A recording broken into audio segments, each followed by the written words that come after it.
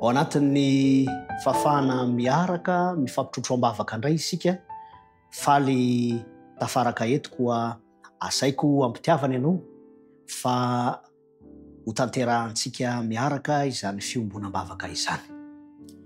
Raha ny tsara indrindra izay ny an-danitra misaotra anao zahay ny fafana manonona ny anaranao amin'izao fotoana izao. Lataka famelan-keloko aminao zahay mba ho afaka ihany koa Tompo ny hefitra manasaraka ahafahanao miaino ihany koa ny vavaka izay ho tononona. Koa miombona manokana izahay amin'ny renim-pianakaviana izay manana vady sy zanaka tsy salama amin'izao fotoana izao.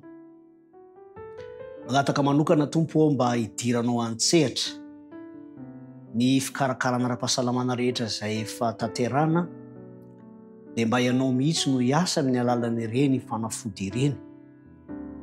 Ary amin'ny maha-olombelona dia sarotra ny miatrika izany, nefa Tompo mba hirezo ny mpanomponao anatin'izany fisedrana izany, ka hivoaka mpandresy tokoa izy ny fomba izay hitondranao azy, dia ho fanomezam-boninahitra ny anaranao ary mba ho fiadanam-po an'izany mpanomponao izany. Tonoina ny vavaka ao amin'ny anaran'i Jesosy Kristy. Amen.